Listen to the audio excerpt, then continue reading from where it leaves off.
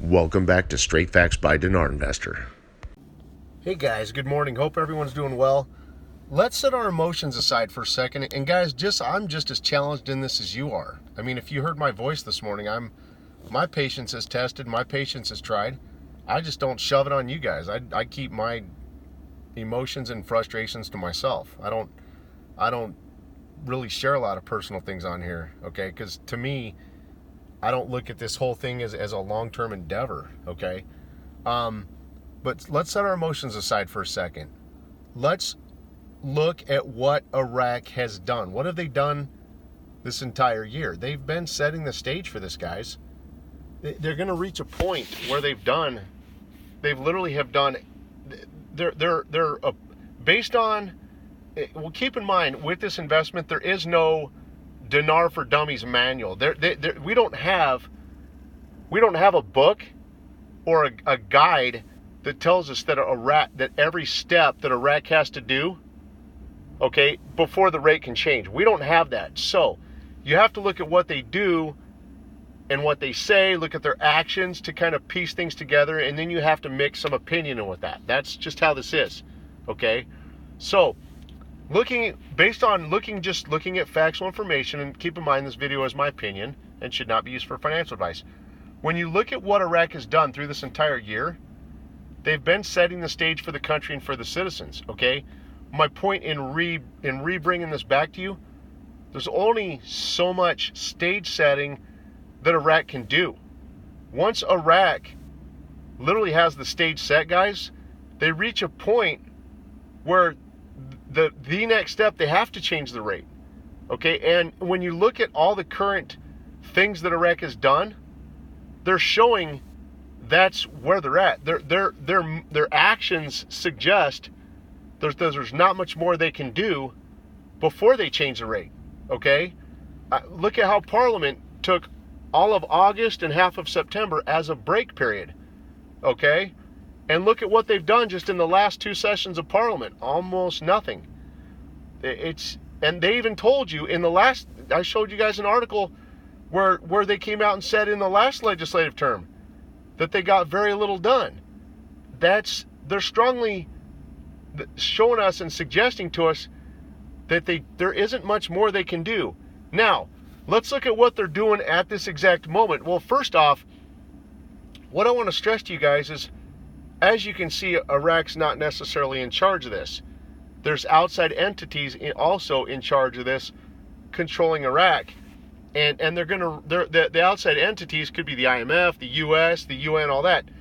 There's different things that they're going to require Iraq to have accomplished. For example, notice how the UN went back to Iraq kind of towards the end of August, near the beginning of September, to review all of Iraq's progress. In a way, they were kind of going through Iraq's accomplishments, okay, to make sure that Iraq has fulfilled their end of the deal before they're going to allow that rate to change, okay?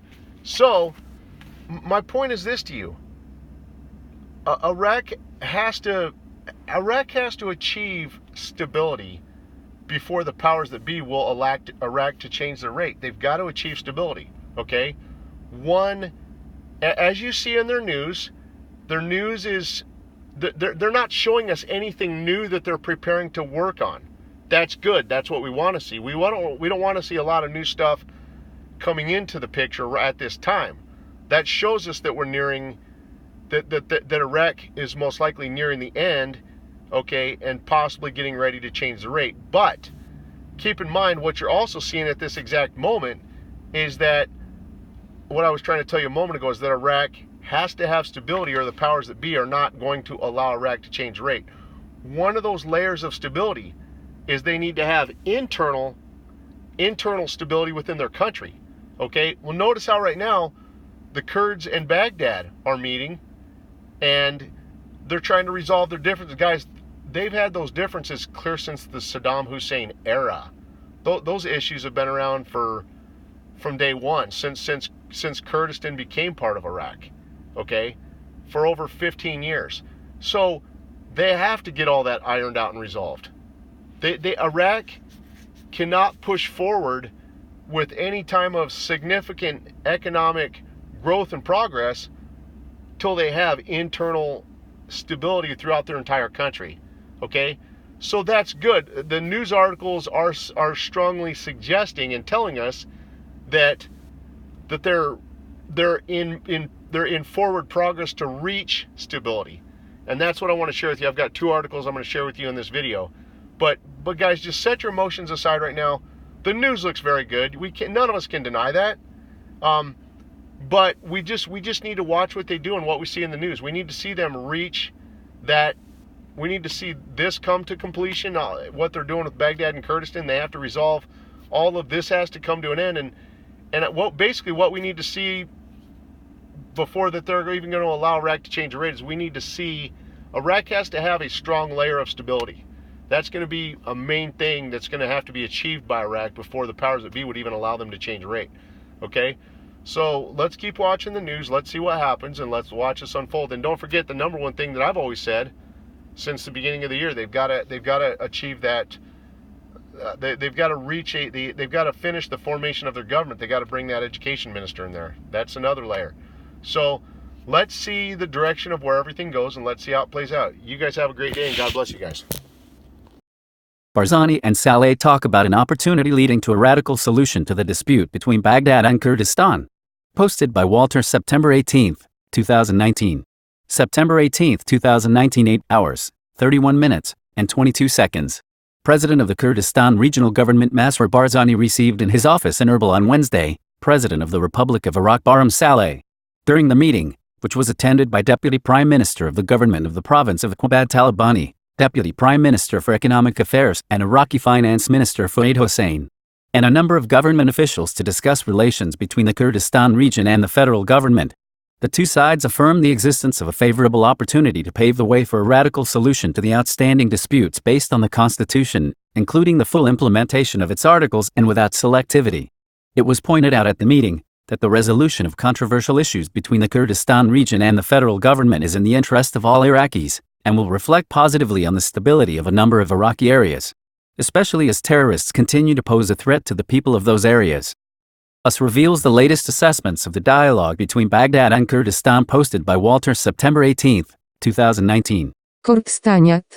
US Ambassador Matthew Toller, pleased with Barzani. September 18, 2019, 8 hours, 44 minutes, and 34 seconds. AAA+. President of the Kurdistan Regional Government Masroor Barzani received in his office in Erbil on Wednesday, US Ambassador to Iraq Matthew Toller. At the meeting, the U.S. ambassador pointed out that the United States supports the rapprochement and dialogue between the Kurdistan region and the federal government, and said, "We feel that there is progress in the process of negotiations." For his part, the head of the Kurdistan regional government that the negotiations are continuing, and at different levels, and said, "We have presented many options to resolve differences, provided that the Constitution is the final